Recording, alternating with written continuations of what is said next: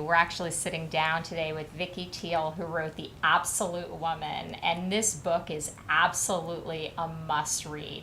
From Coco Chanel to Elizabeth Taylor to Karl Lagerfeld and beyond, Vicky, you have met some of the most influential people, both in fashion and in Hollywood over the years.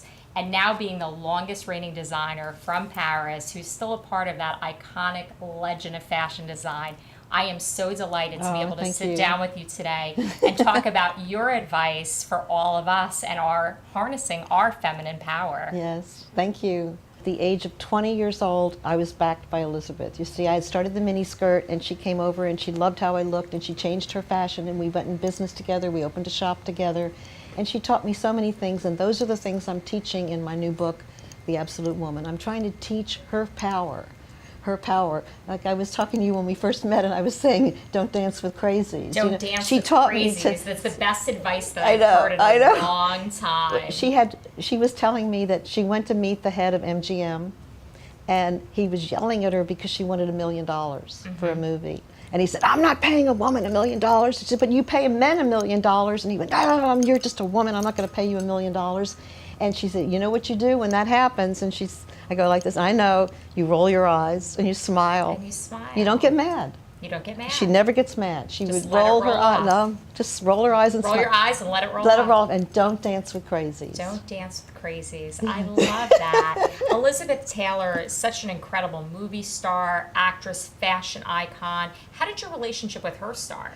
I went to Paris at 20 with my partner Mia Fonsegreves, who's now a sculptress, and her sculpture is showing here at the Wally Finley Gallery. She left me in '71 and became a sculptress. I stayed on.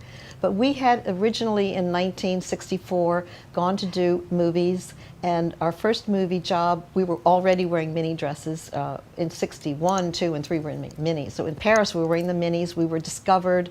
We were asked to do Woody Allen's first movie and Peter Sellers' movie called What's New, Pussycat? There were a lot of gorgeous women in the movie. And we were in the studio, and across the hall is Elizabeth Taylor making a movie, The Sandpiper. And she saw us in the hallway, and she was wearing, at that time, women wore suits with a jacket and a long skirt to the knee. Beautiful, elegant suits, maybe Chanel suits, but they were to the knee. And she took one look at us, and she went, "Oh my God," and she asked me and I to come over and to make her dresses. Now, I was 20 years old, and I'm now the designer of Elizabeth Taylor.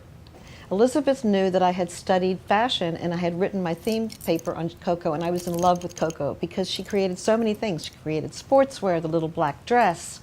She created everything, the little Chanel bag, and she created most of all timeless fashion. And that wasn't taught in school, how to do that, how to make something sell forever. So I said, please, please, oh, I just love Coco. And Elizabeth, as a surprise, said, "Vicky, guess what? Tonight we're having dinner with Coco Chanel." And I had to make a dress that day. Oh my God, how am I going to make a dress that day? I ran down to the antique fabric store and I found a piece of silver lace, and it was unlined, and it was from the 1920s, and it had pearl birds on it. And I took the fabric and I sewed it up in the center back seam by hand like that, and I sewed it here and sewed it here, and I made a mini dress. You made a mini dress. Made a mini dress. Because you were the inventor of the the mini dress, right. And so I had that. I had tall heels and I had pantyhose, but I didn't have anything on in the top. So I go to the dinner with Coco, and I walk in, and she's at a table like that with a brown thing in the front, and Elizabeth sits here, and I'm standing up, and I'm about to sit down. Coco's in the center, and she says, "Qu'est-ce que vous êtes, une femme ou un enfant? What are you, a woman or a child?" And I said, "I'm you, but I'm young." I love that. I love that. I'm you, but I'm young. Because she was someone who really took chances with fashion, and here you are just taking telling this it really over. extreme chance and not wearing a bra, and Talking you're back. kind of all out there. And you know what? Instead of being wicked and mean or whatever, she hugged me. She hugged me, and I was just like, I sat down next to her, and she just looked at me, and she looked at Elizabeth, and she took our hands, and she said, she was so excited, she blessed us. She took our hands, and she went like this, and she said, "Elizabeth, you're a movie star, but it's not forever."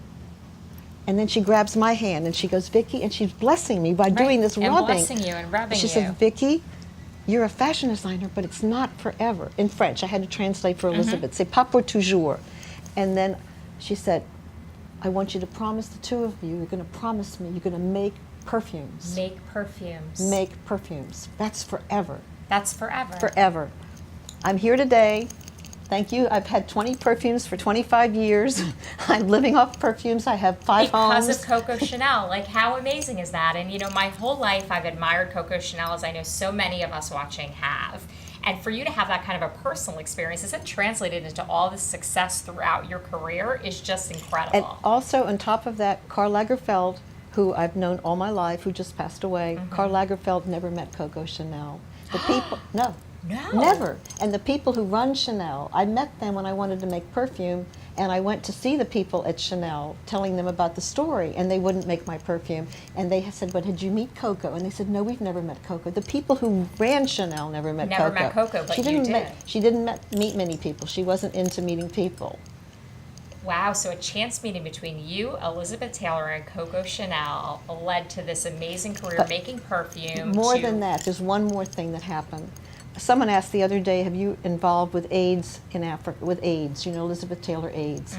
I said, involved. I said, it happened because we met Coco. And I explained the story that Elizabeth's perfume, she wouldn't have made it if we hadn't met Coco. No movie star made perfume. Right.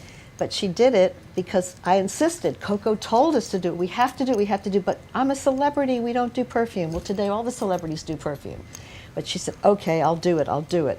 Today, $120 million goes to AIDS in Africa. That's Thanks incredible. to all the money from the perfume sales go to AIDS in Africa. You have all this great advice to offer just personally, but to actually take these stories of these other women and these amazing icons that you've met and put this into your story of Absolute Woman to talk up to all of us in your absolutely. book. Feminine Power, Priscilla Presley, Oprah Winfrey. I dressed Oprah, I've dressed Gail. And the most amazing thing that happened to me was, and this is discussing how to not dance with crazies, I did a dress in 1977. It was for an actress in France, La Femme Nikita. She was Anne Parriot, and I did her dress for the Cannes Film Festival. Fred Heyman bought it in Giorgio's. He sold it for 10 years. Then somebody bought it to make the movie Pretty Woman, and they bought the red dress in the window. They put it in the movie Pretty Woman. They didn't give me credit. We all know that dress, and I think we may see that dress tonight. The dress tonight. is going to be on tonight. What did I do? Did I sue? Did I complain? I did nothing. Nothing. I just didn't dance with crazies, just stayed happy. That dress continued to sell for 30 more years. Well, and it's a beautiful dress, and I mean, everybody remembers that scene. I mean, that's just an iconic scene in that movie, and the transformation of Julia Roberts was just amazing by putting on that red dress. And Jean Shafiroff is wearing it. I've dressed Mrs. Trump in it. I've dressed Mrs. Biden in it. I've dressed Oprah in it, Gail in it. Everybody's owns the Pretty Woman What dress. is the common thread with all of these amazing women that you're taking these stories from? What's the common thread for all of us that we can kind of take home and say, you know what, this is the thing that holds them together? I will tell you this. They're women who maintain their femininity and they maintain their power. They all work. Everybody works, you know, from Bridget Bardot to Mrs. Biden to Ivana, who did a dress business on TV, and I worked with her on her dress business on TV. They all work. You know, they are working women, they make their own money, they buy their own shoes, they're strong women, and they're feminine. And they're not going to dress like a boy, you know. I'm against that. And Coco was against that. And Elizabeth was against that. She never dressed like a boy. So what was Coco Chanel's #1 fashion tip to you? Coco invented the word timeless fashion. She made something. You're wearing her handbag today that she made 50 years ago. You're wearing Chanel No. 5 60 years ago. You're wearing the idea of mixing pearls and all her jewelry. We're all here. Coco. She started this. People before would wear a necklace. Coco invented the ropes and ropes of necklaces. She invented the little black dress. The little black dress. She invented sportswear, putting a bottom and a top on. I mean, she's everything to people who love fashion, and I got to be able to be blessed by her. And I think it's incredible your relationship with HSN and going from Coco Chanel to kind of a modern day shopping experience. Yes. You know, a lot of people don't think high fashion when they think about television fashion and mainstream fashion, but you're really bringing high-end fashion to the masses of America. Yes, I have. I've been selling dresses at HSN, and now I'm selling perfume there. And I did a bedding collection with Priscilla Presley, Elvis's wife, who stayed being a girlfriend. And we made a wrap robe that we called the Priscilla. And Priscilla called in HSN, and she said, "Hi, Vicki, are you wearing to sell the Priscilla tonight?" Boom. There's like 100 million people watching. You couldn't, Incredible. but by the time Priscilla had stopped talking, it had sold out. They had Wow. sold all the couple thousand robes That's with the incredible. Priscilla on them. And that's one powerful woman. When Elvis passed, my husband was his makeup man. Elvis's estate was worth $10 million. Today, Priscilla has made the Elvis Presley Graceland estate worth $150 million. I have wonderful, wonderful clients. Of all the women, people say, "Who's the most incredible woman you've ever dressed?" I've dressed, my new book's 100 Women. Who's the most incredible woman I've ever dressed? I have to say it's Oprah Winfrey. Oprah Winfrey. I have Elizabeth, she was amazing. Oprah comes into Bergdorf Goodman and she knows the name of everybody. "Hi, Vicki. Hi, Beth. Hi, Judy." The men's names, everybody. That's so nice to know. She says hello and greets everybody and remembers their names. Wow, what an incredible talent. Oh my, That's a she's- person who genuinely likes people. she likes people and she sends out some type of warmth, and she's just an incredible person. I am so glad that we've had a chance to catch up and that we've learned a little bit more about you and your amazing life in Paris, Well, being thank the you. longest running designer Right. to date. Right, and just say to everybody, the most important thing is if you have a dream, follow your dreams and do it. Just do it. Don't make excuses. And women, I have never borrowed a penny. I've never had a loan. No banker would ever look at me, how I'm great. Is it a banker going to give me money? No, I've made my own money. That's great. Yeah, That's good. Just do it. just do it. Thanks so much. It's my pleasure.